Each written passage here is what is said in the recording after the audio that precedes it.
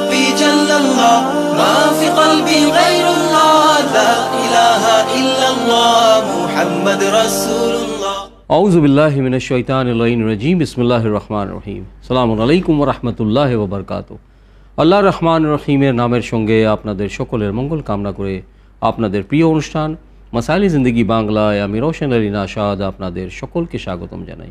প্রিয় দর্শকবৃন্দ ও শ্রোতামণ্ডলী, আশা করি আপনারা সবাই ভালো আছেন এবং সুস্থ আছেন। সদায়ের মতো আপনাদের প্রশ্নের উত্তর কোরআন ও হাদিস ও আহলে বাইত আলাইহিমুসসালামের শিক্ষার আলোকে নেওয়ার জন্য আসুন আমাদের সকলের প্রিয় জনপ্রিয় এবং জ্ঞানী আলিমে দ্বীন জনাব মৌলানা শেখ সাবির রেজা সাহেব কিবলাকে স্বাগতম জানাই এবং বিনা কোনো ভূমিকায় সরাসরি অনুষ্ঠান শুরু করি। আসসালামু আলাইকুম ওয়া রাহমাতুল্লাহি ওয়া বারাকাতুহু। মৌলানা সাহেব। ওয়ালাইকুম আসসালাম ওয়া রাহমাতুল্লাহি ওয়া বারাকাতুহু। মৌলানা সাহেব, আশা করি আপনি আমাদের সকল দর্শকবৃন্দ এবং ভাই বোনের দোয়ায় আপনি ভালো আছেন এবং সুস্থ আছেন।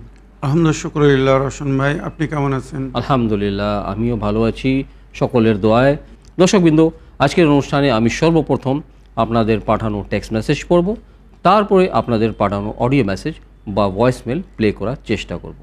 সর্বপ্রথম টেক্সট মেসেজ পড়ি, দেখি শুনি কোথা থেকে কে কি জানার ইচ্ছুক বা কার কি প্রশ্ন। সালামু আলাইকুম, মাসাইল জিন্দেগি বাংলা, নাহার বলছি, ঢাকা বাংলাদেশ থেকে।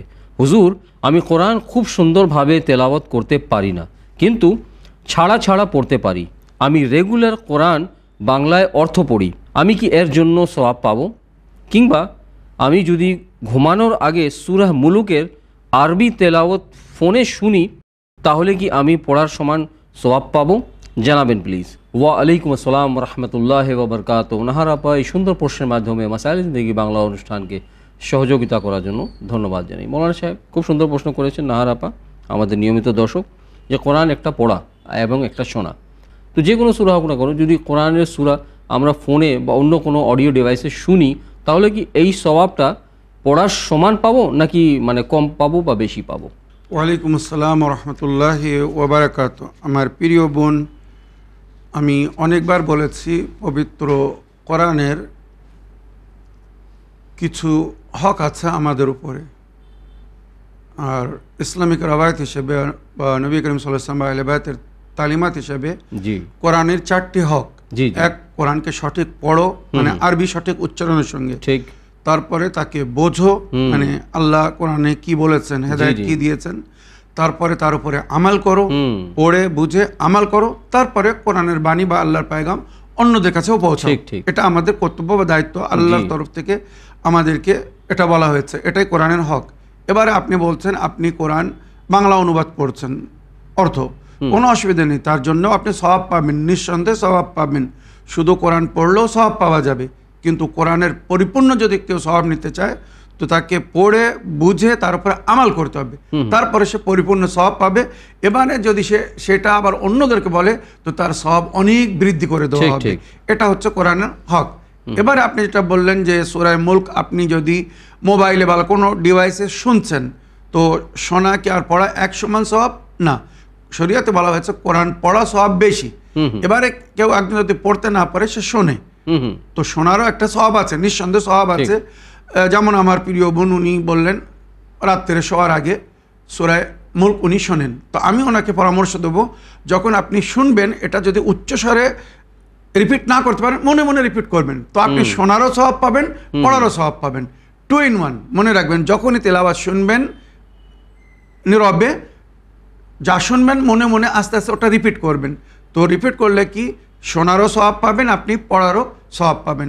শোনার সাথে সাথে যদি রিপিট করার কথা যেটা আপনি বললেন, এটা যদি কন্টিনিউয়াসলি কয়েক মাস করি, তো আমার মনে হয় যে হিফজ হতে পারে। ঠিক বলেছেন। একটি মানে খুব ইম্পর্টেন্ট কথা, যে আমরা যে সওয়াব বলি, যেটাকে পুণ্যও বলা যায়, অ্যাকচুয়ালি সওয়াব মানে কি? সওয়াব কাকে বলে? সওয়াব আসলে রওশন ভাই, এটা হচ্ছে কোনো কাজের রিওয়ার্ড, কোনো কাজের পরিবর্তে যেটা আমরা পাই, দোয়া হয়। দুনিয়ায় মনে করুন আপনি একটা কোনো কাজ করেছি, তার পরিবর্তে আমাকে টাকা দিয়েছে, তো দুনিয়ার হিসেবে এটা ওটা সওয়াব। আর আখিরাতের যে সওয়াব বলা হয়, মানে আমাদের যত নেকি আমরা করছি, এর পরিণাম বা পরিফল যেটা আমাদেরকে দেওয়া হবে, ওটাইকে বলা হয়েছে সওয়াব। এবারে মনে রাখুন, এখন আমরা যে নেকিগুলো করছি, অনেক সময় খুব উদাহরণস্বরূপ আমি বলতে চাই, আমি বা আপনি অফিসে কাজ করছি, আমরা প্রতিদিন রেকর্ডিং করছি, শুটিং করছি, আমাদের সওয়াব লেখা হচ্ছে, দুনিয়াতেও আখিরাতেও। আচ্ছা আচ্ছা। দুনিয়াতে কিভাবে, মনে করেন আমাদের অফিসে, চ্যানেল উইনের অফিসে আমি প্রতিদিন কত এপিসোড করছি এটা একটা লিপিবদ্ধ করা হচ্ছে। মাসের শেষে গিয়ে আমার পুরো টোটাল মাসের এপিসোড হিসেবে আমাকে একটি উপহার দেওয়া হচ্ছে, একটি হাদিয়া দেওয়া হচ্ছে, একটি রিওয়ার্ড দেওয়া হচ্ছে। এটা দুনিয়ায়। এই রিওয়ার্ড, এই রূপ যেটা ফেরেশতারা লিখছে, রেকর্ড করছে, পরকালে এর আজর সওয়াব আমরা পাবো। এরই নাম হচ্ছে সওয়াব। খুব সুন্দর প্রশ্ন করেছেন রওশন ভাই, জাযাকাল্লাহ, ধন্যবাদ জানাই। এইগুলো অনেকে কিন্তু জানে না, যে শুধু বলে সওয়াব সওয়াব সওয়াব। মাওলানা সাহেবরা সবসময় সওয়াব সওয়াব বলে, সওয়াব কি আজকে তার ক্লিয়ার হয়ে গেল। জি জি, তার মানে বলা যায় যে আমরা যে কোনো পুণ্য কাজ করি বা ভালো কাজ করি, সেটার মানে রিওয়ার্ড, দুটা রিওয়ার্ড পাওয়া যায়, একটা দুনিয়াতেও পাওয়া যায়, একটা আখিরাতেও পাওয়া যায়। এটাই খোদা কোরআনে বলেছেন, কিছু নেকির জাযা আল্লাহ দুনিয়াতে দেন, আর কিছু নেকির জাযা আখিরাতে দেবেন। আবার কিছু নেকি আছে যার জাযা দুনিয়াতেও দেওয়া হবে, আখিরাতেও দেওয়া হবে। এটা কিন্তু আর ওইরূপ পাপ, কিছু পাপ আছে যার সাজা দুনিয়াতেও দেওয়া হবে, আখিরাতেও দেওয়া হবে। যেমন জুলুম করা, কেউ যদি জুলুম করে তো জালিমের জন্য ডবল সাজা। ওইরূপ মা বাপের সঙ্গে যদি কেউ অসৎ ব্যবহার করে তো তার দুনিয়াতেও সাজা আছে, পরকালও সাজা আছে। যেমন নেকির জাযা ওর ওইরূপ পাপের সাজা আছে ইনশাআল্লাহ। ঠিক। দর্শক বিন্দু, আসুন আরেকটি টেক্সট মেসেজ পড়ি, দেখি কার কি প্রশ্ন। আসসালামু আলাইকুম ওয়া রাহমাতুল্লাহি ওয়া বারাকাতুহু। আমি মুর্শিদাবাদ থেকে রহিমা বলছি। মাসাইল জিন্দেগি বাংলাতে প্রশ্ন রাখছি। আপনাদের দুজনের প্রতি সালাম ও অনেক অনেক ভালোবাসা রইল। আশা করি আল্লাহর রহমতে ভালো আছেন। আমি কোরআনের সূরা হুমাজা এর বাংলা অনুবাদটা জানার ইচ্ছুক। যদি আপনি সংক্ষিপ্তভাবে বয়ান করতেন অনেক উপকৃত হতাম। খুদা হাফিজ, ফি আমানিল্লাহ। ওয়া আলাইকুম আসসালাম ওয়া রাহমাতুল্লাহি ওয়া বারাকাতুহু। প্রিয় আপা বা বোন, এই প্রশ্নের মাধ্যমে আমাদের অনুষ্ঠান মাসাইল জিন্দেগি বাংলাকে সহযোগিতা করার জন্য আপনি এবং আমাদের সকল দর্শকবৃন্দ, ভাই বোনরা সদায় আমাদের উভয়কে দোয়ায় স্মরণে রাখার জন্য আমি অন্তর থেকে আপনাদের সকলের ধন্যবাদ জানাই। আমাদের নিয়মিত দর্শক রহিমা আপা মুর্শিদাবাদ থেকে প্রশ্ন করছেন, যে প্রায় সিমিলার প্রশ্ন বলা যায় আমাদের নাহার আপার এবং রহিমা আপার। ইনিও অ্যাকচুয়ালি হুমাজা, সূরা হুমাজার বাংলা অনুবাদটা ইনি জানার ইচ্ছুক। ওয়ালাইকুম আসসালাম ওয়া রাহমাতুল্লাহি ওয়া বারাকাতুহু। আমার প্রিয় বোন, সূরা হুমাজা, এই সূরাকে সূরা হুমাজা প্লাস লুমাজা, যে দুটি শব্দ ওই সূরার প্রথম আয়াতেই উল্লেখ হয়েছে বা এসেছে, ওয়াইলুল লিকুল্লি হুমাজাতিন লুমাজা। তো ওই জন্য একে সূরা হুমাজা বলা হয়। আর এর অর্থ হচ্ছে কারোর রহস্য করা, ঠাট্টা করা, টিটকিরি করা, যেটা বাংলা ভাষায় বলে থাকে। তো ওয়ালিদ নামক একজন ব্যক্তি, ওয়ালিদ বিন মুগীরা, এই ব্যক্তি নবী করিম সাল্লাল্লাহু আলাইহি ওয়াসাল্লামের সবসময় রহস্য করত, নবী করিম সাল্লাল্লাহু আলাইহি ওয়াসাল্লামকে বিদ্রূপ কথা বলতো। তাই তার নিন্দায় এই সূরা অবতীর্ণ হয়। ওইরূপ কিছু আরো মক্কাবাসীরা ছিল, তারা নবী করিম সাল্লাল্লাহু আলাইহি ওয়াসাল্লামের সম্পর্কে বিদ্রূপ কথা বলতো। তো তাদের সকলের নিন্দায় এই সূরা আল্লাহ রাব্বুল আলামিন অবতীর্ণ করে। এটি পবিত্র কোরআনে 104 নম্বর সূরা বর্তমান সূচি বা তালিকা হিসাবে, তবে অবতীর্ণ হিসাবে 32 নম্বর সূরা। আর এই সূরাটি 30 পারায়। আর এই সূরাটি মক্কায় অবতীর্ণ হয়। এর মধ্যে 9টি আয়াত আছে এই সূরাটির মধ্যে, আর 33টি শব্দ ব্যবহার হয়েছে, আর 134টি অক্ষর ব্যবহার হয়েছে। আর এই সূরার ফজিলাতে যেটা বর্ণনা হয়েছে, যদি কেউ এই সূরা পড়ে তো আল্লাহ রাব্বুল আলামিন গায়েব থেকে তাকে রুজি দান করবেন, আর ওইরূপ তার শত্রু থেকে তাকে মুক্তি দান করবেন। আর এই সূরার মধ্যে পরিষ্কারভাবে মানা করা হয়েছে, কেউ কারোর রহস্য করো না, কেউ কারোর ঠাট্টা করো না, টিটকিরি করো না, বিদ্রূপ কথা বলো না, আঘাত করো না, এইগুলো বলা হয়েছে। যদি কেউ এমন করে তো তার ভয়ঙ্কর কি আযাব বা শাস্তি পাবে, তার জিকির এই সূরার মধ্যে হয়েছে। সুতরাং এই সূরার তর্জমা আমি করে দিই, তারপরে সামান্য যদি ফজিলত বলতে পারি তো বলে দেবো। এই সূরার আয়াতগুলো এক এক করে পড়ছে। বিসমিল্লাহির রহমানির রহিম। ওয়াইলুল লিকুল্লি হুমাযাতিন লুমাযা। ওয়াইল মানে জাহান্নামের একটি বিশেষ কুয়া বা অংশ, যেখানে ভয়ঙ্কর আগুন তৈরি করে রেখেছেন আল্লাহ তার পাপী বান্দাদেরকে, যারা এই সূরার মধ্যে যে কাজগুলো করতে মানা করা হয়েছে এইগুলো যদি কেউ করে তো ওই ওয়াইল তাকে সহন করতে হবে বা ওই ওয়াইলে তাকে নিক্ষেপ করা হবে। ওয়াইল মানে তাবাহি, বরবাদি, বিভিন্ন মানা করা হয়েছে। তো ওয়াইল উল্লেখ করলে হুমাজাতিন লুমাজা, ওয়াইল বা তাবাহি বা বরবাদি তাদের জন্যে যারা বিদ্রূপ কথা বলে, রহস্য করে, অন্যের খুঁত খুঁজে বেড়ায় বা গীবাত করে, মানে এমন কথা বলা যার থেকে অন্যরা আঘাত পাবে। তো ওয়াইলুল্লে কুল্লে হুমাজাতিল লুমাজা, অর্থাৎ ওয়াইল বা তাবাহি, বরবাদি তাদের জন্য যারা অন্যদের রহস্য করে, টিটকিরি করে বা মজাক ওড়ায় বা অন্যদের সম্পর্কে বিদ্রুপ কথা বলে। ঠিক। আল্লাযী জামা মালাহু ওয়া আদ্দাদা, যারা মাল জমা করে আর গুনতে থাকে কত বেশি হয়েছে কত বেশি হয়েছে, মানে দুনিয়ায় মগ্ন। ওই ব্যক্তি কিন্তু বিশেষ করে যার নাম নিলাম, ও এই ধরনের কাজ করত, তাই ওকে বলা হয়েছে মানে নিজের ধন দৌলতের উপরে গোমর করত, আর ধন দৌলতের কারণে সে নবীকে ছোট মনে করতো আর বিদ্রুপ কথা বলতো।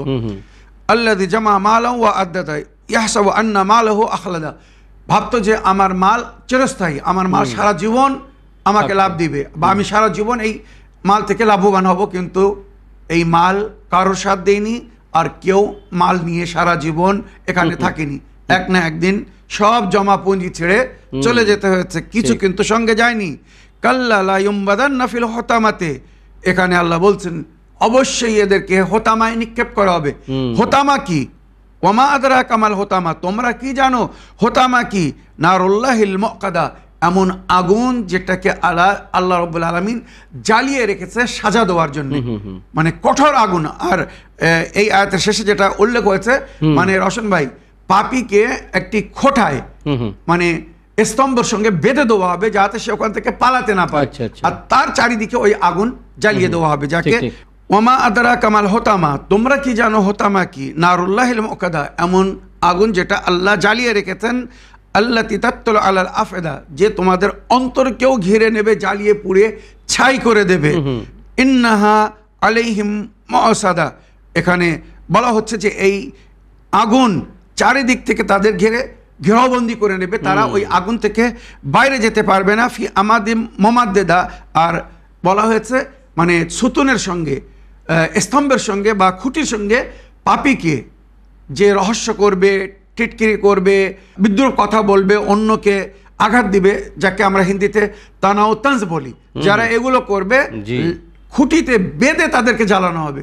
চিন্তা করে দেখুন তাদের শাস্তি কি ভয়ঙ্কর শাস্তি হবে।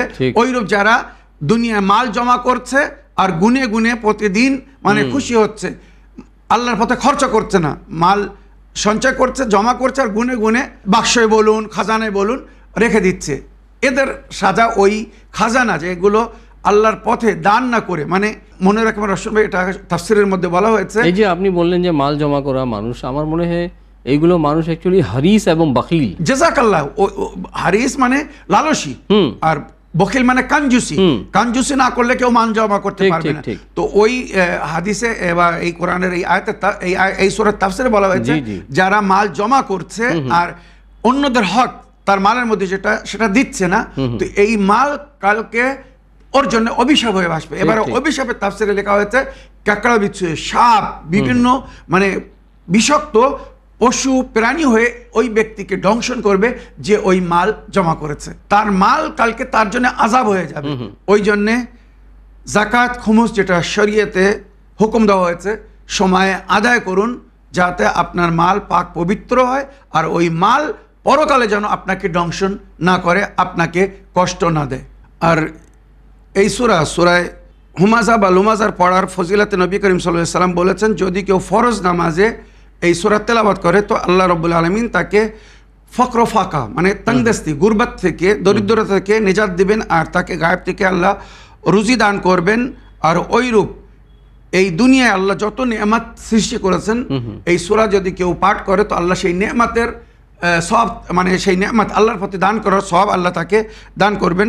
ওইরূপ পয়গম্বর আকরাম সাল্লাল্লাহু আলাইহি ওয়াসাল্লামের রহস্য করা হতো, তো বলা হয়েছে যে পয়গম্বর সাল্লাল্লাহু আলাইহি ওয়াসাল্লামের যারা রহস্য করতো, এই সূরা পড়ার পরে শোনার পরে কেউ যদি সেই রকম রহস্য করে তো 70 যেমন সাজা পেয়েছিল ওইরূপ এরা সাজা পাবে, আর যেমন পয়গম্বর ধৈর্য ধরার কারণে সবর করার কারণে সওয়াব পেয়েছিলেন, ওইরূপ এই সূরা পড়ে যারা মানে ধৈর্য ধরবে, সবর করবে, মানে যদি বিদ্রুপ কথা বলা হয় তো তারা পয়গম্বর আকরাম সাল্লাল্লাহু আলাইহি ওয়াসাল্লামের মতো সওয়াব পাবে।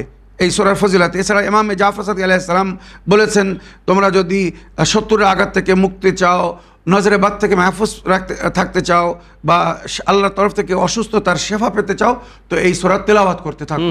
আর তোমরা আল্লাহর পথে সাদকা দিতে থাকো, যাতে তোমাদের মাল পাক পবিত্র হতে থাকে, আর ওই মাল বা ধন দৌলত যেন তোমাদের জন্য অভিশাপ না হয়ে যায়। সময় সীমিতর কারণে আপনি সমস্ত মানে ব্যাখ্যা করতে পারবেন না, কারণ এর আগে আমি বলেছি আমরা মাসালে জিন্দেগিতে তাফসীর বয়ান করতে পারবো না, আমাদের সময় কম থাকে বলে শুধু অনুবাদ করলাম আর সামান্য ফজিলত বয়ান করলাম।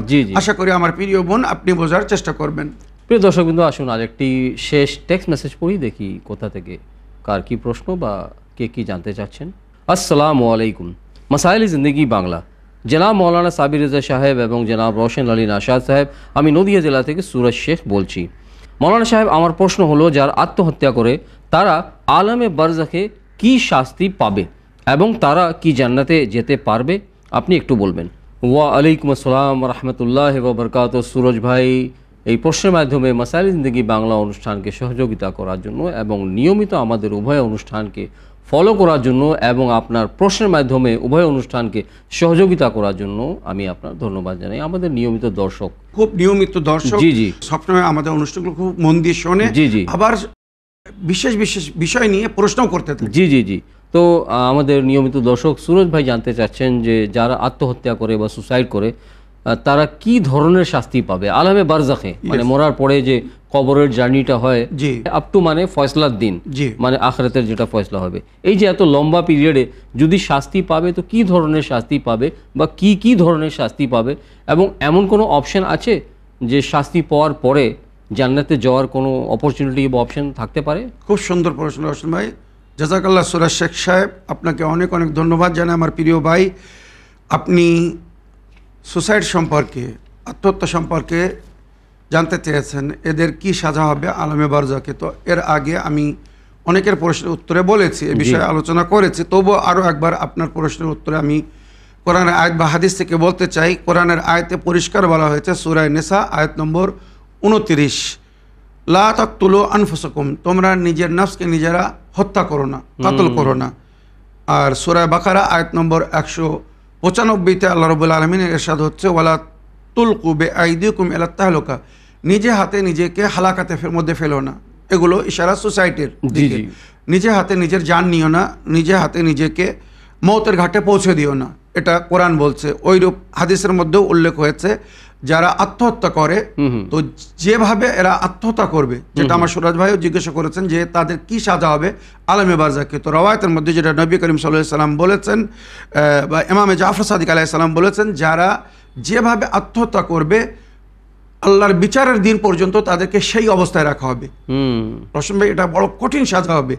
মনে করুন কেউ গলায় দড়ি দিয়ে আত্মহত্যা করেছে, তো রওয়ায়াত বলছে ওইভাবে আগুনের রশ্মিতে তাকে ঝুলিয়ে রাখা হবে, আর তার নিচে আগুন জ্বলতে থাকবে, আর সে মানে তড়পাতে থাকবে কতদিন? কিয়ামতের বিচারের দিন পর্যন্ত। ওইভাবে যদি কেউ বিষ পান করে আত্মহত্যা করে, তো ওই বিষের যে প্রভাব, যে শরীরে জ্বলন হয় বা কষ্ট, যন্ত্রণা, ব্যথা, এই কষ্ট, এই যন্ত্রণা সে সেই সময় পর্যন্ত ভোগ করতে থাকবে যতক্ষণ না আল্লাহর বিচার না হচ্ছে। এবারে হাশরের দিন পর্যন্ত আলমে বারজাখে এইভাবে তারা শাস্তি পেতে থাকবে। যে যেভাবে আত্মহত্যা করবে, নিজেকে আঘাত করে কষ্ট দিয়ে মারবে, সে সেই কষ্টের মধ্যেই থাকবে বিচারের দিন পর্যন্ত। এবারে রওয়ায়াত এখানে উল্লেখ হচ্ছে হাশরের দিনে যখন আল্লাহর দরবারে তাকে পেশ করা হবে, এবারে আল্লাহ তাকে জিজ্ঞাসা করবে, এই তোমার শরীর, তোমার জিস্ম জান আমার আমানত ছিল তোমার কাছে, তুমি এই আমানাতে কেন খেয়ানত করেছো? তুমি কি জীবন দেওয়ার ক্ষমতা রাখো? তো যদি জীবন দেওয়ার ক্ষমতা না রাখো, তুমি জীবন নিলে কি করে? এটা প্রশ্ন হবে। তো মনে রাখবেন, আল্লাহ রাব্বুল আলামিনের দরবারে যখন এদেরকে পেশ করা হবে, যারা সুসাইড করেছে, আত্মহত্যা করেছে, তো এরা যদি ভ্যালিড রিজন দিতে পারে, সঠিক কারণ দিতে পারে, হয়তো আল্লাহর দয়া হবে, আল্লাহর মায়া হবে, হয়তো আল্লাহ এদেরকে ক্ষমা করে দেবেন আর এরা জান্নাতে যাবে। এ বিষয়ে রোশন ভাই পুরো তাফসিরের মধ্যে উল্লেখ হয়েছে যে যত মানুষ সুসাইড করে, এর মধ্যে শুধু একটি সুসাইড জায়েজ করা হয়েছে, বাকি সমস্ত 99 সুসাইড হারাম, অবৈধ, তার জন্য সাজা পাবে। শুধু একটি সুসাইড জায়েজ করা সেটা কোনটি? যেটা বলা হয়েছে যে একজন জীবনদান দিয়ে যদি অনেককে বাঁচাতে পারে, এটা কিন্তু খুব বড় কথা। এটা কিন্তু পৃথিবীতে ঘটে অনেক অনেক সময়, কোনো এমন একটা সমস্যা আসছে সামনে, বিপদ আসছে, একজন যদি নিজের জান দিয়ে সেটাকে রক্ষা করতে পারে তো বাকি লোকের জান বেঁচে যায়। অনেক সময় যুদ্ধের ময়দানেও এরকম হয়। এটা এক ধরনের শাহাদত। ইয়াস শাহাদত, কিন্তু এটা সাধারণ রূপে দেখতে গেলে সুসাইড, কিন্তু এটা বাস্তবে আপনি ঠিক কথা আগে বলে দিই, যেটা আমি পরে বলতাম, এটা এক ধরনের শাহাদত। যে দুশমনের ফৌজ তাকে মারছে, খুব মারছে সত্য জিনিসটাকে বাইর করার জন্য, কিন্তু এই ব্যক্তি ওই পীড়া সহ্য করার ক্ষমতা রাখে না।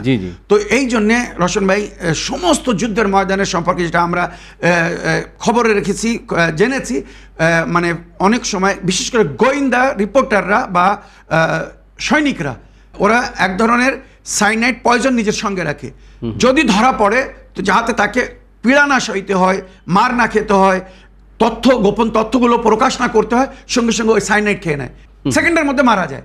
তো এই ধরনের সুসাইডকে শরীয়তে শুধু বৈধ করা হয়েছে যেখানে একজন জীবনদান দিয়ে যদি অনেকের জীবন বাঁচাতে পারে, যেটা কোরআন আয়াতে উল্লেখ হয়েছে যে কোনো একজন মুমিনের জান বাঁচানো মানে সমস্ত বিশ্বের জানকে বাঁচানো।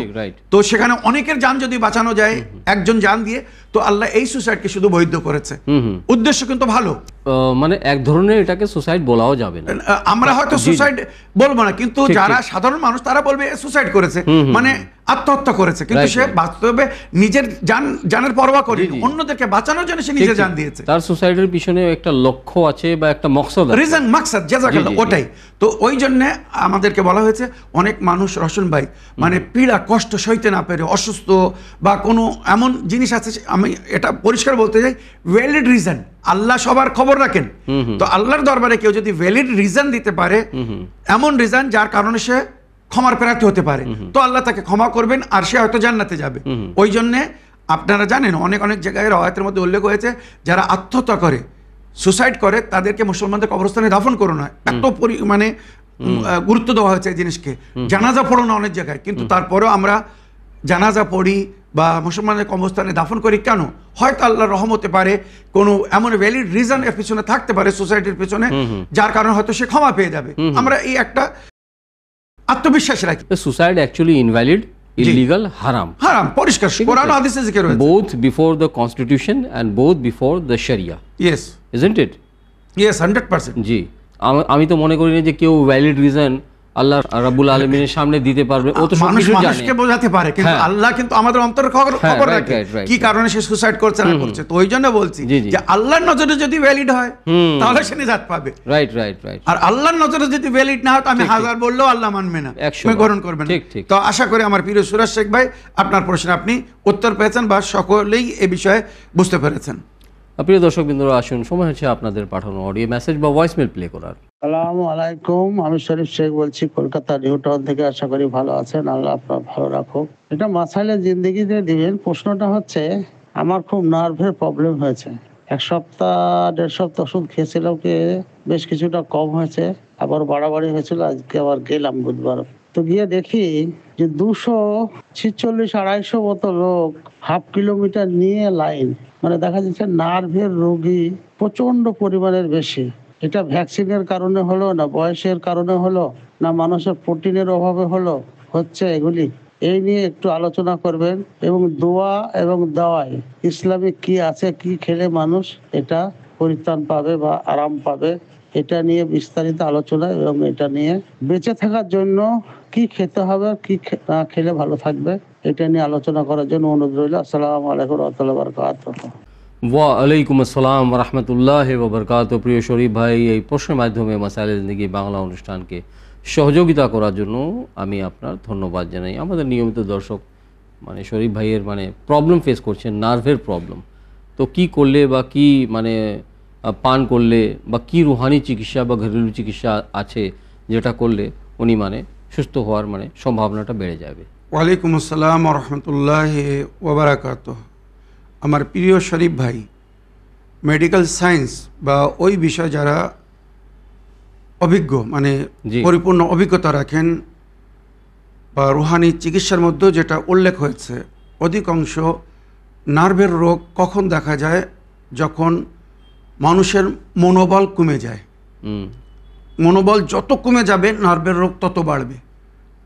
এই করোনার সময় অনেক মানুষ কিন্তু হতাশে মারা গিয়েছে রশন ভাই। ঠিক ঠিক, তাদের হয়তো করোনার প্রভাব ছিল না, কিন্তু ওই যে সবাই অসুস্থ হয়ে মারা যাচ্ছে, আমিও হয়তো মারা যাব, আমিও শেষ হয়ে যাব, এই ভয় যখন অন্তরে ঢুকে গেছে শেষ হয়ে গেছে। মনে রাখবেন নার্ভের রোগের সবচেয়ে বড় সমস্যা হচ্ছে দুশ্চিন্তা।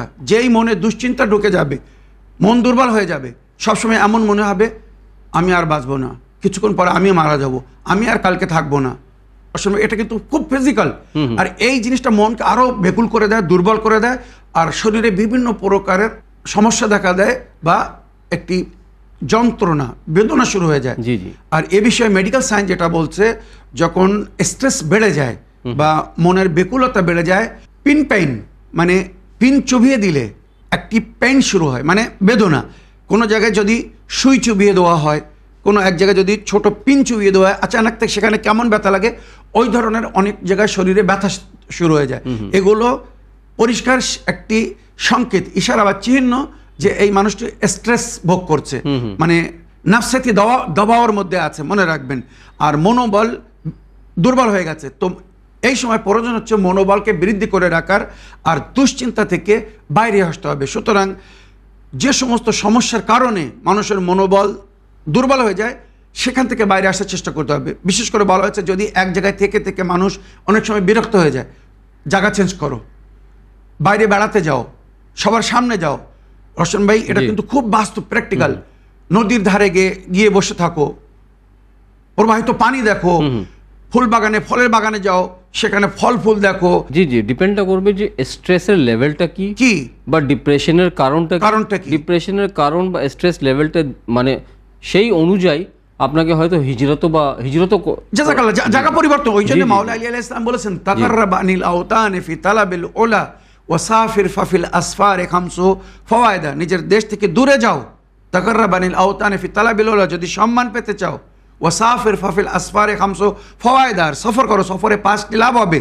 তাফাররুজ হাম্মিন ওয়াক্তিসাবু মাইশাতিন, রঞ্জগম মানে দুঃখ কষ্ট নিবারণ হবে। অনেক কিছু যাবা পরিবর্তন হলে, এক পরিবেশে এক জায়গায় থেকে থেকে মানুষ ক্লান্ত হয়ে যায়, বিদ্রুপ কথা শুনে শুনে, লোকের টিটকিরি শুনে শুনে, লোকের রহস্য শুনে শুনে, তো ওখান থেকে জায়গা পরিবর্তন করতে বলা হয়েছে। তো আমার প্রিয় শরীফ ভাই, জায়গা পরিবর্তন করলে দুঃখ কষ্ট নিবারণ হয়, নতুন নতুন বন্ধু পাওয়া যায়, নতুন নতুন অনেক কিছু শিক্ষা লাভ করা যায়, রুচি বৃদ্ধি হয়, এগুলো বলা হয়েছে। তো এখানে আপনার প্রশ্নের উত্তরে যেটা আমি বলছি, সর্বপ্রথম মনোবলকে বৃদ্ধি করতে হবে, আর দুশ্চিন্তা থেকে বাইরে আসতে হবে। নার্ভের রোগ যদি ভালো করতে চান, এগুলো ওষুধের মাধ্যমে খুব কম ঠিক হয়। এগুলো মনোবল যত বৃদ্ধি হবে তত তাড়াতাড়ি রিকভারি হবে। তাই এখানে স্পিরিচুয়াল বা রুহানি ট্রিটমেন্ট যেটা বলেছেন মাসুমিন আলাইহিসসালামরা, যে যদি কখনো কারোর উপরে নাফসাতি দবাও আসে, মানে দুশ্চিন্তা বেড়ে যায়, তো তারা যেন সকাল সন্ধ্যা, মানে সকালের সূর্য উদয়ের সময় আর সন্ধ্যাবেলা যখন সূর্য অস্ত যায়, এই দোয়াটি 10 বার পড়তে হবে। আউযু বিল্লাহি সামিল আলিম মিন হামজাতি শায়াতিন ওয়া আউযু বিল্লাহি ইয়াহযুরুন ইন্নাল্লাহা হুয়াস সামিউল আলিম। মনে রাখবে এই দোয়াটি কোরআনের আয়াত থেকে নেওয়া হয়েছে, এটা 10 বার পড়তে বলা হয়েছে। ওইরূপ যখন ধপনিচ্ছা বা দুশ্চিন্তা বেড়ে যাবে, অনেক অনেক সময় রশন ভাই ভিতর থেকে এমন একটা অনুভব হয় যে আমি আর বেশি সময় বাঁচবো না, আমার শেষ হওয়ার সময় নিকটে এসে গেছে, এবারে মানুষ আরো মন বসে যায় তখন। তো ওই সময়ের জন্য বলা হয়েছে বুকের উপর হাত রেখে এই দোয়াটি পড়বেন, আল্লাহুম্মা সাররিহনি মিনাল হুমুমি ওয়াল গুমুম ওয়া ওয়াহশাতিস সাদরি ওয়া ওয়াসওয়াসাতিশ শায়তান বিফাদলিকা ইয়া আরহামার রাহিমিন। ইমাম জাফর আলাইহিস সালাম বলেছেন 3 বার এই দোয়াকেও যদি পড়ে নিজের উপরে দম করে দেয়, সঙ্গে সঙ্গে ওই ওয়াসওয়াসায়ে শয়তানি থেকে সে নেজাত পাবে, মনোবল বৃদ্ধি হয়ে যাবে, আর একটি স্পিরিচুয়াল পাওয়ার পাবে। এছাড়া সকাল সন্ধ্যা, যেটা আল্লাহর ওলি আউলিয়ারা পড়তেন, সকাল সন্ধ্যা বা যখন সময় পাবেন এই বিরত করবেন, লা হাওলা ওয়ালা কুওয়াতা ইল্লা বিল্লাহিল আলিয়্যিল আযীম, হাসবুনাল্লাহু ওয়া নি'মাল ওয়াকিল, নি'মাল মাওলা ওয়া নি'মান নাসির। মনে রাখবেন হায়াত মত আল্লাহর হাতে, বিচার তার উপরে ছেড়ে দিন। মনোবলকে দুর্বল করবেন না, দুশ্চিন্তার মধ্যে পড়বেন না যে আমি মারা যাব, আমি শেষ হয়ে যাব না। আল্লাহ যতক্ষণ না চাবে আপনাকে কেউ মারতে পারবে না, আপনি মরবেন না, মালিকুল মউত আপনার রূহ কবজ করবে না, কিন্তু আল্লাহর হুকুম একবার যদি এসে যায় তখন আপনাকে কেউ বাঁচাতেও পারবে না। তো আল্লাহর উপরে পরিপূর্ণ বিশ্বাস রাখতে হবে, আর ওইভাবে নিজের মনোবলকে বৃদ্ধি করতে হবে। তাই এখানে বলা হচ্ছে লা হাওলা ওয়ালা কুওয়াতা ইল্লা বিল্লাহিল আলিয়্যিল আযীম, হাসবুনাল্লাহু ওয়া নি'মাল ওয়াকিল, নে'মাল মাওলা ওয়া নে'মান নাসির। আমার প্রিয় শরীফ ভাই, এটা করে দেখুন, মনোবল বৃদ্ধি হয়ে যাবে, আর যে নার্ভের সমস্যার মধ্যে পড়ে আছেন এর থেকে মুক্তি পাবেন। এবার আপনার প্রশ্ন ছিল যে সুস্থ থাকার জন্য, স্বাস্থ্য থাকার জন্যে আমাদেরকে কি খাওয়া উচিত। তো আমি সারাংশে শুধু এতটুকু বলবো, যেটা আল্লাহর ওলি আউলিরা বলেছেন বা ওনারা নিজেরাও করেছেন, সবসময় হালাল পানাহার খাওয়ার চেষ্টা করুন। হালাল পানাহার খান, শরীরে অটোমেটিক শক্তি তৈরি হবে বা রোগ প্রতিরোধক ক্ষমতা শরীরে বৃদ্ধি পাবে। মনে রাখবেন, এটা প্রোটেকশন পাওয়ার বলে। আরেকটি কথা আছে আগে, যে লাইফস্টাইলটাকে চেঞ্জ করতে হবে। জি, আমি বলতে চাচ্ছি ওটাই। রশন ভাই, এই বিষয়ে আমাদের বুজুর্গানা বলেছেন এক্সারসাইজ করো, ব্যায়াম করো, বিভিন্ন প্রকারের ব্যায়াম করলে এটা শরীরকে অ্যাক্টিভ রাখা যায়। বিশেষ করে আমি বলবো ইয়োগা করুন। ইয়োগা আমি নিজেও যেটা করি রশন ভাই, এটা কিন্তু একটি ট্রিটমেন্ট। ইয়োগা কিন্তু শুধু এক্সারসাইজ না, এটা একটা ট্রিটমেন্ট। এর মাধ্যমে অনেক রোগের চিকিৎসা পাওয়া যায়। তো সকাল সন্ধ্যায় ইয়োগা করুন এবং ব্যায়াম করুন, চলাফেরা বেশিরভাগ করুন। মানে যত চলবেন তত মনোবল বৃদ্ধি হবে। বসে থাকবেন না। বসে থাকলে মাওলানা আলাইহিস সালাম নাহজুল বালাগায় বলেছেন, যতক্ষণ অসুস্থ অবস্থায় যতক্ষণ চলাফেরার ক্ষমতা আছে চলতে ফিরতে থাকো, বসে থেকো না। বসে থাকলে আরো অসুস্থ হয়ে যাবে। যতক্ষণ চলতে ফিরতে থাকবে আস্তে আস্তে মনোবল বৃদ্ধি পাবে আর রোগ মুক্তি হয়ে যাবে। তো আশা করি নার্ভের রোগ থেকে বাইরে আসার জন্য এই যে উপায় বললাম এগুলো ব্যবহার করুন। এছাড়া পানাহার সাদাসিধে ফল ফুল বেশি ব্যবহার করুন। মানে মাছ মাংস যে সবসময় খেতে হবে না, সময় হিসেবে, পরিস্থিতি হিসেবে, অবস্থা হিসেবে খেতে পারেন। তবে ন্যাচারাল ফ্রুট, ন্যাচারাল খাদ্য বেশি ব্যবহার করুন। এর মধ্যে অনেক গুণ আছে। ফল ফুল শাকসবজি ইত্যাদি ব্যবহার করুন। বা ন্যাচারাল ট্রিটমেন্ট যেটা জানাবে লোকমানে হাকিম বলেছেন, মানে অ্যালোভেরার পাতার মাধ্যমে বা বিভিন্ন শ্রবণ, সব জিনিস একই এপিসোডে বলা সম্ভব না শরীফ ভাই।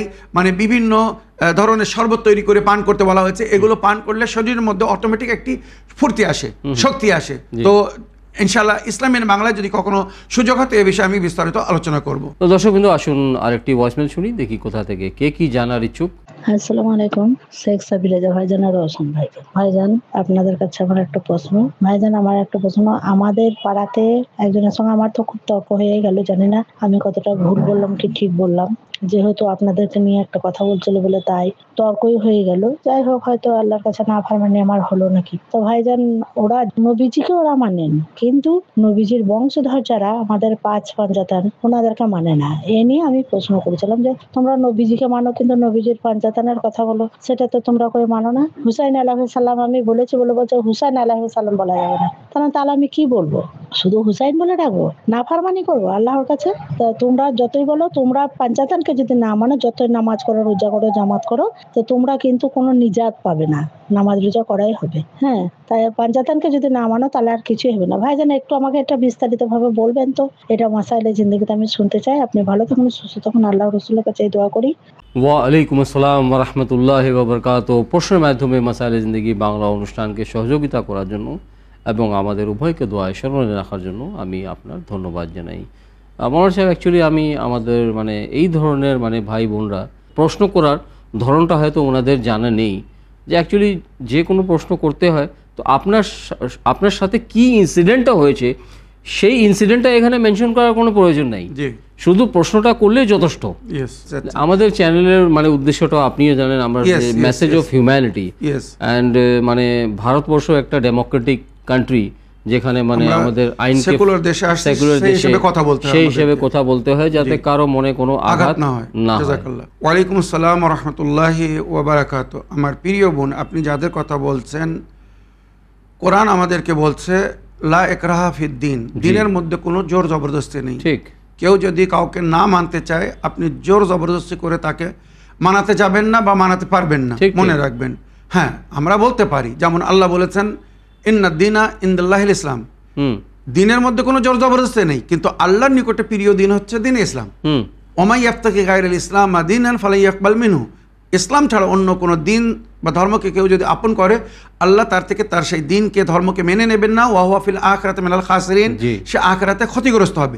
তো আল্লাহ পরিষ্কার বলে দিয়েছে, এবার কে মানবে কে মানবে সেটা তার ব্যাপার, আমাদেরকে জবরদস্তি করতে বলা হয়নি। ওইরূপ নবী করিম সাল্লাল্লাহু আলাইহি ওয়াসাল্লাম বলেছেন লা তুকবাল আমালুল উম্মাহ ইল্লা বিওয়ালায়াতিন আহলিল বাইত, আমার উম্মতের কোনো আমাল কবুল হবে না আহলে বাইতের বিলায়াত ছাড়া, আহলে বাইতের ভালোবাসা ছাড়া, আহলে বাইতের মহব্বত ছাড়া, যার হুকুম কোরআনের মধ্যে দেওয়া হয়েছে কুল্লা আসলাকুম আলাইহি আজরান ইল্লাল মুওয়াদ্দাতা ফিল কুরবা, আমার আজরে রেসালাতের রূপে আমি কিছু চাই না, শুধু আমার আহলে বাইতের ভালোবাসা।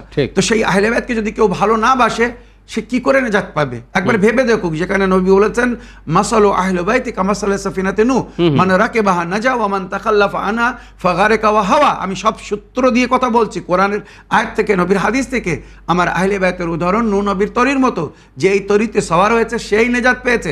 যদি কেউ এই তরিতে সওয়ার না হয়, সে নেজাত পাবে না, সে শেষ হয়ে যাবে। মৌলানা সাহেব, এটা আপনিও কিছু করতে পারবেন না, আমরাও কিছু করতে পারবো না, কারণ মানে নবী করিম সাল্লাল্লাহু আলাইহি সাল্লামের মানে অথেন্টিক আহাদিস, আইম্মা আলাইহিমুসসালামের মানে আহাদিস বা ইরশাদাত, এগুলোর মধ্যে এর আগেনস্টে এত হাদিস তৈরি করা হয়েছে, তৈরি করে রেখেছে। জাযাকাল্লাহ, ঠিক বলেছেন। এত জালি তৈরি করে এগুলো কি সত্যগুলো ছুপিয়ে যাচ্ছে। থিংকিংটা মানে কি রকম, যে কিছু করার দরকার নেই, শুধু কালমায়ে লা ইলাহা ইল্লাল্লাহ মুহাম্মাদুর রাসূলুল্লাহ পড়ে নাও, বাস জান্নাতে যথেষ্ট। ঠিক বলছেন রচন ভাই, যে এমন ভাবে অন্ধ বিশ্বাসের মধ্যে ফেলে দেওয়া হয়েছে পুরো উম্মতকে, যে মুসলমান যদি একবার হয়ে গেছো তো তুমি জান্নাতের একদম প্রাপ্য হয়ে গেছো, জান্নাতে তুমি অবশ্যই যাবে, তাই তুমি কিছু করো আর না করো। এই ভুল ধারণার মধ্যে থেকে বাইরে আসুন, দয়া করে উপকার করুন। কেননা রশন ভাই, নবী করিম সাল্লাল্লাহু আলাইহি ওয়াসাল্লামের হাদিস, জি জি, যারা আমার দিনের অন্তর্ভুক্ত না, মানে মুসলমান না, তারা হয়তো অনেকেই জানে না বলে মানে না, বা তাদের কাছে হেদায়েত পৌঁছায়নি বলে হয়তো তারা সেইভাবে চলেনি। কিন্তু যারা আমার দিনের মধ্যে জন্ম নিয়েছে, মুসলমান ঘরে জন্ম নিয়েছে, তারপরে সে যদি দিনে ইসলামের উপর আমল না করে, এর সাজা আরো কঠিন হবে। ভুল ধারণার মধ্যে থাকবেন না। তো এখানে আমার প্রিয় বোন, আপনার প্রশ্নের উত্তর আমি শুধু এতটুকু বলতে চাই, যারা বলছে আলাইহিস সালাম বলা যাবে না, তারা বই তুলে দেখুক। সহিহ মুসলিম, সহিহ বুখারী, তিরমিজি শরীফ, সমস্ত জায়গায় পঞ্জতনে পাকের নামের আগে আলাইহিস সালাম লেখা হয়েছে। উদাহরণস্বরূপ একটা রওয়ায়াত বলি, তিরমিজি শরীফের হাদিস নম্বর 3465, আন আনাস বিন মালিক আতা উবাইদুল্লাহ বিন জিয়াদ বিরাসেল হুসাইন আলাইহিস সালাম। এটা তিরমিজি শরীফের মধ্যে লেখা হয়েছে যে ইমাম হুসাইন আলাইহিস সালামের মাথা নিয়ে যাওয়া হয়েছিল ইবনে জিয়াদ বা উবাইদুল্লাহ ইবনে জিয়াদের দরবারে, আর সে ওই মাথার সঙ্গে দুর্ব্যবহার করছিল, ছড়ি মারছিল ইমামে হোসেন আলাইহিস সালামের ঠোঁটের উপরে, যেটাকে দেখে আনাস বিন মালিকের মানে বংশধারীরা যারা ছিল, ওরা বলছিল যে এই ঠোঁটে নবী চুম্বন করতেন, আমরা দেখেছিলাম, তুমি সেই ঠোঁটে ছড়ি মারছো। চিন্তা করুন। তো এখানে একটা উদাহরণ দিলাম। ওইভাবে সহিহ বুখারীতে বাবে মানাকিবে ফাতেমা আলাইহিস সালাম লেখা হয়েছে। ওইভাবে সহিহ বুখারী হাদিস নম্বর 2089-তে লেখা হয়েছে আন্না আলিয়ান আলাইহিস সালাম। ওইভাবে সুনানে আবু দাউদের মধ্যে লেখা হয়েছে আন আলিন আলাইহিস সালাম। এই যে পঞ্জতনে পাকের সম্পর্কে সব আহলে সুন্নাত ভাইদের বিখ্যাত বই, ওতে উবাইদুল্লাহ ইবনে জিয়াদ বিরাসুল হুসাইন, বাবু তৌহিদ, তারা তুলে দেখুক। অরিজিনাল যেগুলো বই ছিল সাহায়ে সিত্তা, জি, বা আরো মানে সহি হাদিসের কিতাবে, আরবিকে যেটা অরিজিনাল ছিল, সেখানে সব পঞ্জতনে পাক চাহাদা মাসুমিনের নামের আলাইহিস সালাম লাগানো হয়েছিল। জাযাকাল্লাহ, সেটা সরিয়ে দেওয়া হয়েছে। জি, নাসিবিরা যখন এই আরবিক থেকে উর্দুতে ট্রান্সলেশন করলো আর অন্য ভাষায় ট্রান্সলেশন করলো, তখন রাদিয়াল্লাহু আলাইহিস সালামের তরজমা তারা রাদিয়াল্লাহু করে দিল। দেখুন কিভাবে পলিটিক্যাল গেম খেলেছে এখানে, এটা বুঝে নিতে। এবার আমি এখানে শেষে অনেক মানে আমি যদি সূত্র পড়তে যাই অনেক সময় লাগবে। আলাইহিস সালাম তাদের বইয়ের মধ্যে লেখা আছে, তারা পড়ে নিক, তারা যদি দৃষ্টিহীন না হয়ে থাকে পড়ে নিক। এবার আমি বলতে চাই আলাইহিস সালাম সবার জন্য বলা যাবে।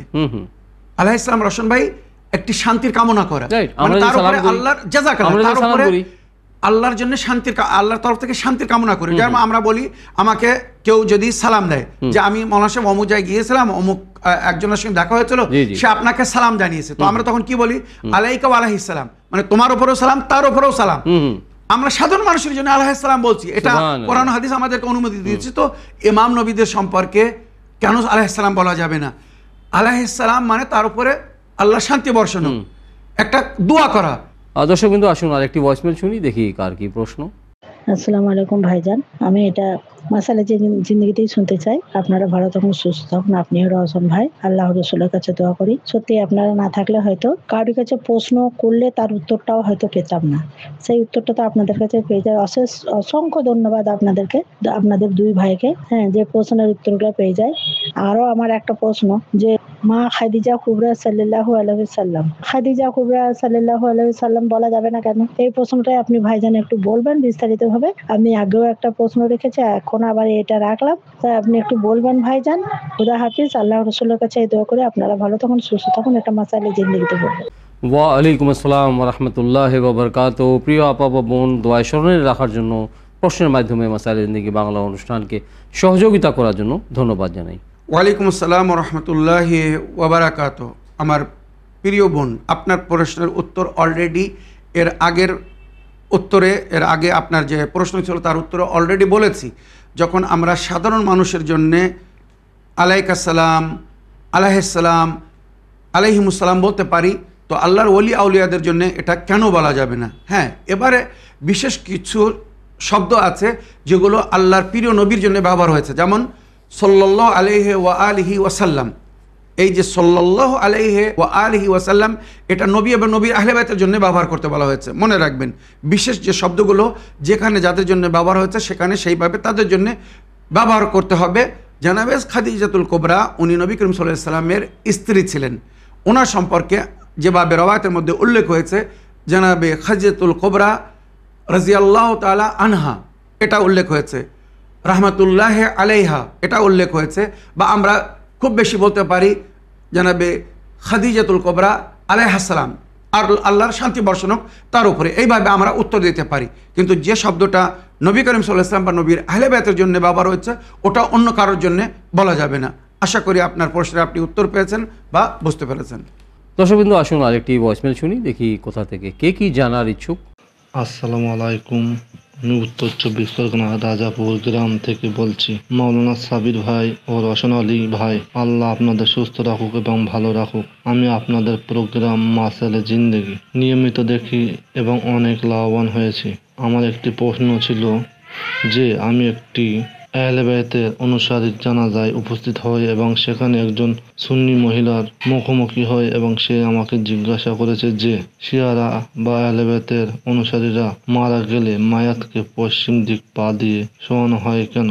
এছাড়া আমার আরেকটি প্রশ্ন ছিল, হজের সময় হাজিগণরা যে 3টি শয়তানকে পাথর মারে তাদের নামগুলি কি কি?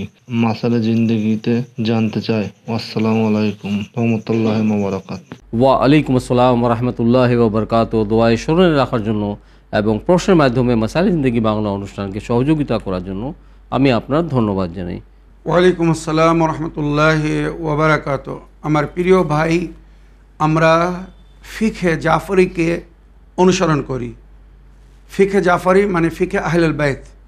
নবী ও নবীর আহলে বাইত আমাদেরকে যেভাবে শিক্ষা দিয়েছেন, তালিম দিয়েছেন, আমরা সেটাই ফলো করি। আর ওখানে বলা হয়েছে কোনো ব্যক্তি যদি মারা যায় তো সঙ্গে সঙ্গে তাকে যেন পূর্ব পশ্চিমে শুয়ে দেওয়া হয়, মানে পশ্চিম দিকে পা আর পূর্ব দিকে মাথা। এর কারণ হচ্ছে ওই ব্যক্তি নিজে আর ওঠার ক্ষমতা রাখে না, নিজে উঠতে পারবে না, বসতে পারবে না, দাঁড়াতে পারবে না। তো ওই ব্যক্তিকে যখন গোসল দেওয়ার জন্যে বা কাফন পরানোর জন্যে প্রয়োজন হিসেবে যখন তাকে তোলা হবে, তো তার মাথা ধরে তোলা হবে, পিঠের তলায় হাত দিয়ে বা মাথার নিচে হাত দিয়ে তখন তোলা হবে। তো যখন ওই ব্যক্তি উঠবে তার চেহারা যেন সরাসরি কেবলার দিকে হয়। মনে রাখবেন, তার মুখমণ্ডল যেন কেবলার দিকে হয়, যার হুকুম কোরআনের মধ্যে দেওয়া হয়েছে, যেটা উল্লেখ হয়েছে যে মাশরিক ও মাগরিব, তোমরা যেখানেই থাকো না কেন তোমাদের মুখমণ্ডলকে কেবলার দিকে করে নেবে। তো ওই রূপ যখন কোনো মানুষ মারা যায় তো তাকে আমরা পূর্ব দিকে পা, পশ্চিম দিকে মাথা করে এই জন্যে শুয়ে দিই যে যখন তাকে তোলা হবে তার মুখ যেন কেবলার দিকে হয়।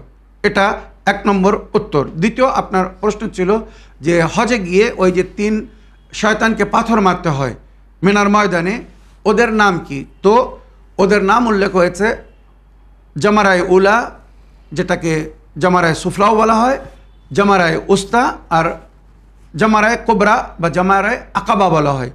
এটা জামারাতের জন্যে লেখা হয়েছে। 3 জায়গায় শয়তান 3 রূপ ধারণ করে এসে 3 জনকে বাধা দিয়েছিল আল্লাহর পথে চলতে বা নেক কাজ করতে। জানাবে ইসমাইলকে বাধা দিয়েছিল, ওনার মা হাজরাকে বাধা দিয়েছিল, এবং জানাবে ইব্রাহিম নবীকে ওই কোরবানি দিতে মানা করছিল বা বাধা দিয়েছিল। তাই 3 জনা 3 জায়গায় পাথর মেরেছিলেন বলে ওইভাবে আমরা পাথর নিক্ষেপ করি। আবার কিছু তাফসিরের মধ্যে এটাকে হামজাত বা খান্নাস বা ইবলিস বলা হয়েছে। হামজাত আমাদের সঙ্গে থাকে, সবসময় বাধা সৃষ্টি করার চেষ্টা করে। আর খান্নাস, যার জিকির সূরায়ে নাসের মধ্যে হয়েছে, মিন শাররিল ওয়াসওয়াসিল খান্নাস, মানে মনের মধ্যে কুমন্ত্রণা জাগিয়ে দেয়। তো ওই জন্যে হামজাত, খান্নাস, আর শেষে সবচেয়ে বড় শয়তান হচ্ছে ইবলিস, যে সরাসরি বাধা দেওয়ার চেষ্টা করে, আমাদের সমস্ত নেকিতে অবরোধ সৃষ্টি করে। তো ওই জন্যে এই 3 শয়তানকে পাথর মারতে বলা হয়েছে। আর এটা একটি শিক্ষা, কিন্তু ওই যে আমরা পাথর মারি, ওটা শুধু একটা পাথর না, ওইভাবে আমাদের মনের মধ্যে নিয়াত করতে হবে যে শয়তান যেখানে যেখানে আমাকে বাধা দিবে আমরা এইভাবে পাথর নিক্ষেপ করব, হামজাত হোক, খান্নাস হোক বা ইবলিস হোক। মনে রাখবেন, ওই জন্যে 3 শয়তান থেকে বিরত থাকতে বলা হয়েছে, আর 3 শয়তানের উপরে লানাত পড়তে বলা হয়েছে, আর 3 শয়তানের আক্রমণ থেকে বাঁচার জন্যে সবসময় লা হাওলা ওয়ালা কুওয়াতা ইল্লা বিল্লাহিল আলিউল আযীম, আলিউল আযীম বলতে বলা হয়েছে। আসুন আরেকটি ভয়েসমেল শুনি, দেখি কার কি প্রশ্ন। আসসালামু আলাইকুম, আমি হাওড়ার সোনাতলা থেকে শেখ রুকিয়া বলছি। মৌলানা সাহেব, আশা করি আপনি ভালো আছেন, সুস্থ আছেন। আমার রওশন আলী ভাই যেন ভালো আছেন, সুস্থ আছেন। মৌলানা সাহেব, ছাদের উপরে টবে বা বালতিতে তুলসী গাছ কি লাগানো যাবে? আর ছাদের উপরে অ্যালোভেরা গাছও আছে। আমি শুনেছি যে তুলসী গাছ আর কোনো কাঁটা জাতীয় গাছ রাখা যাবে না, তুলসী গাছের পাশে রাখা যাবে না। তাই আমি জানতে চাই যে এই গাছ দুটো ছাদের উপরে কি রাখা যাবে না যাবে না? আপনারা দুজনেই ভালো থাকুন, সুস্থ থাকুন, আমিন ইয়া রাব্বুল আলামিন। প্রশ্নটা মাসাইলে জিন্দেগিতে শুনতে চাই। ওয়া আলাইকুম আসসালাম ওয়া রাহমাতুল্লাহি ওয়া বারাকাতুহু। প্রিয় আপা বা বোন, এই সুন্দর প্রশ্নের মাধ্যমে মাসাইলে জিন্দেগি বাংলা অনুষ্ঠানকে সহযোগিতা করার জন্য, দোয়ায় স্মরণে রাখার জন্য এবং নিয়মিত উভয় অনুষ্ঠানকে ফলো করার জন্য আমি আপনার ধন্যবাদ জানাই। এক ধরনের বলা যায় যে অন্ধবিশ্বাস, তুলসীর গাছ এবং যে কোনো কাঁটা জাতীয় গাছ, অ্যালোভেরা হোক বা যে কোনো ক্যাকটাসের গাছ হোক, একসঙ্গে কি রাখা যাবে না? আমার প্রিয় বোন, ওয়ালাইকুম আসসালাম রহমতুল্লাহ বারাকাত। আপনি ছাদের উপরে একই জায়গায় একই সঙ্গে সমস্ত প্রকারের বিভিন্ন প্রকারের মানে গাছপালা যেগুলো আমরা ঘর সাজানোর জন্য লাগাতে পারেন। আর তুলসী গাছ অবশ্যই লাগাতে পারবেন, তবে চিকিৎসার জন্য। তুলসীর পাতার মাধ্যমে অনেক রোগের চিকিৎসা হয়, বিশেষ করে সর্দি কাশির সময় এগুলো ব্যবহার হয়, মধু মিক্স করে ব্যবহার করা হয়। তো চিকিৎসার জন্য ব্যবহার করা যাবে, তবে শিরক করার জন্য না, বুদ্ধিজীবীর জন্য ইশারা যথেষ্ট। তো ওটা করার জন্য রাখা যাবে না। বাকি তুলসী পাতা বা অ্যালোভেরা এই সমস্ত গাছ লাগান, এর থেকে অনেক লাভ হবে। তো কোনো অসুবিধা নেই, আপনারা এক জায়গায় একই ছাদে এগুলো লাগাতে পারেন। দর্শক বিন্দু, সময় হচ্ছে অনুষ্ঠানের শেষ ভয়েসমেল শোনা, তো দেখি কার কি প্রশ্ন। আসসালামু আলাইকুম, শেখ সাবিরা ভাইজান আর রওশন ভাইজান। আমি একটা মাসাইলে জিন্দেগি শুনতে চাই। আমি বীরভূম থেকে আঞ্জুবি বলছি। আল্লাহ রসুলের কাছে দোয়া করে আপনারা ভালো থাকুন, সুস্থ থাকুন। আল্লাহ রসুলের কাছে এই দোয়া করি আমার 2 ভাই যেন ভালো থাকে, 2 ভাইয়ের সহ পরিবারের জন্য ভালো থাকে। তো ভাইজান, আমি বলছিলাম ফিডব্যাকের কথা। আমি আপনাদের কাছে যেগুলো শুনে এত উপকৃত হয়েছি। নামাজ কয়ের কথা আমরা সেটাই জানতাম না, 34 রাকাত করতাম, কিন্তু যে 51 রাকাত নামাজ পড়লে সম্পূর্ণ হয় সেটা তো জানতামই না।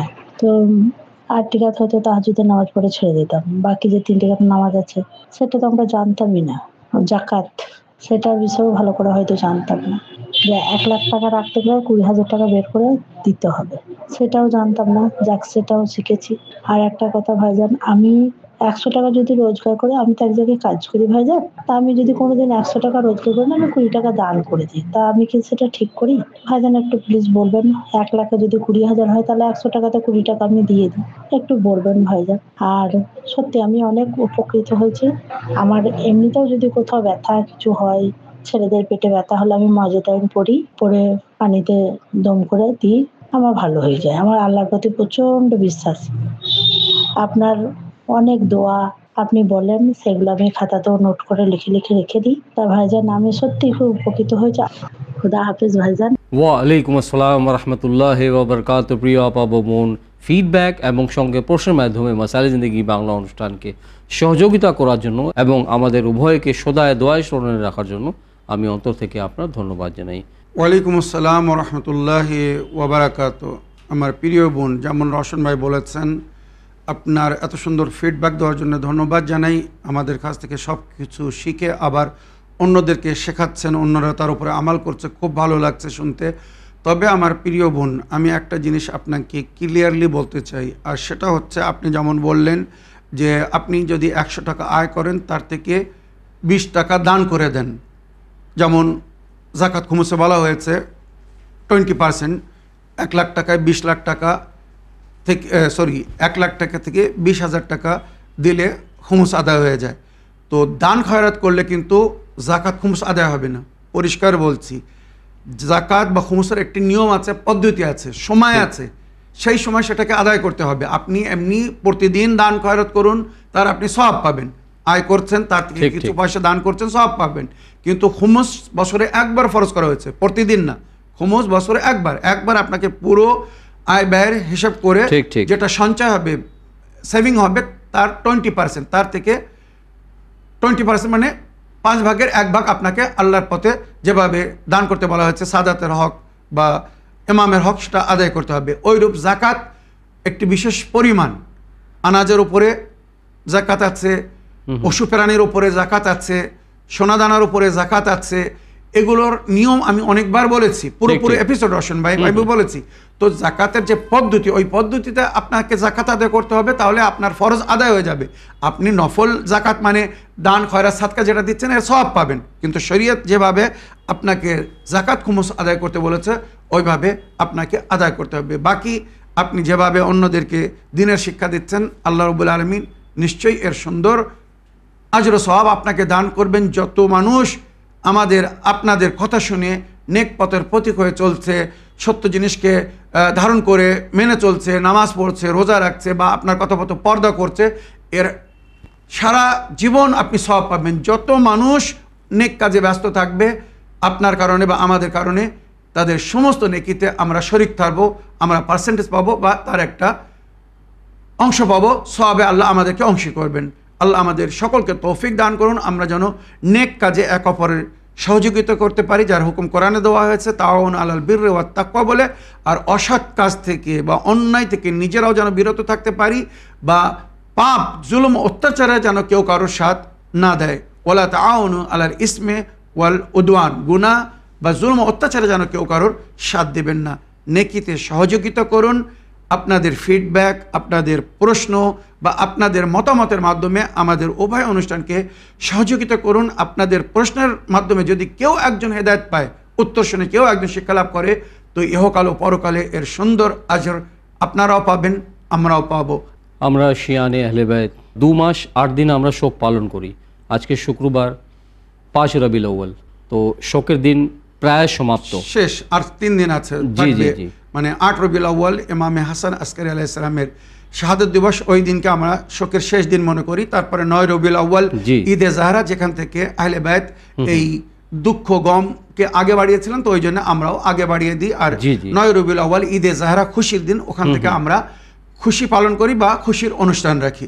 তো আশা করি আপনারা বা আমরা সবাই মিলে এই যে আইয়ামে আজাদারি করেছি, নবীর আহলে বাইত বা আল্লাহ রাব্বুল আলামিন আমাদের আজাদারিকে কবুল করবেন। আর আমরা যদি নেক নিয়তের সঙ্গে ওইভাবে আজাদারি করি বা করে থাকি যেভাবে আহলে বাইত আমাদেরকে বলেছেন, ইনশাল্লাহ ইহকাল ও পরকালে এর সুন্দর আজর ও সওয়াব আল্লাহ আমাদেরকে দান করবেন। তো মৌলানা সাহেব, আমি আমাদের সকল ভাই বোনদের তরফ থেকে এই জন্য ধন্যবাদ দিতে চাই আপনাকে বা বলতে চাই, আপনি এই ব্যস্ততার মধ্যে থেকেও আপনি এই অনুষ্ঠানগুলোতে এসে অংশগ্রহণ করে আমাদের সকল ভাই বোনদের, আমাদের সকল দর্শকবৃন্দদের প্রশ্নের উত্তর খুব সুন্দরভাবে কোরআন হাদিস ও আহলে বাইত আলাইহিমুস সালামের শিক্ষার আলোকে দেওয়ার জন্য আমি আপনার ধন্যবাদ জানাই, এবং সঙ্গে অনুগ্রহ করি যে ইনশাআল্লাহ আগামী অনুষ্ঠানেও আপনি আসবেন স্টুডিওতে এবং অনুষ্ঠানে অংশগ্রহণ করে আমাদের সকল ভাই বোনদের প্রশ্নের উত্তর এইভাবে কোরআন হাদিস ও আহলে বাইত আলাইহিমুস সালামের শিক্ষার আলোকে দেওয়ার জন্য আপনি চেষ্টা করবেন। অবশ্যই রওশন ভাই, আপনাকেও ধন্যবাদ জানাই। আপনি এত সুন্দরভাবে প্রশ্নগুলো মেনটেন করছেন, কোনো জায়গায় কোনো অসুবিধা থাকলে সেগুলো আবার ক্লিয়ার করছেন, যেগুলো সবাই খুব পছন্দ করছে। আপনি সঙ্গে আছেন বলে এত সুন্দরভাবে আমাদের এই অনুষ্ঠানকে আমরা পরিচালনা করতে পারছি। আশা করি আগেও আমরা 2 ভাই, আল্লাহ যদি আমাদেরকে নেক হায়াত ও হেদায়েত দান করেন, তো এইভাবে আমাদের অনুষ্ঠানকে আমরা জারি রাখার চেষ্টা করব। আপনারা দোয়া করবেন যেন আল্লাহ রাব্বুল আলামিন আমাদেরকে সুস্থতা এবং শারীরিক মানে সেহাত দান করেন, যাতে আমরা এই অনুষ্ঠানকে নিয়মিত বিনা গ্যাপে জারি রাখতে পারি। দর্শকবৃন্দ, সময় হচ্ছে অনুষ্ঠান শেষ করার। আশা করি যে ইনশাআল্লাহ আগামী অনুষ্ঠানে আপনাদের সকলের সঙ্গে আবার সাক্ষাৎ হবে, আপনাদের নতুন নতুন প্রশ্ন নিয়ে, দৈনিক জীবনের মাসলা মাসাইল নিয়ে। শুকরিয়া, ধন্যবাদ। আসসালামু আলাইকুম ওয়া রাহমাতুল্লাহি ওয়া বারাকাতুহু। حسبي ربي جل الله ما في قلبي غير الله لا إله إلا الله محمد رسول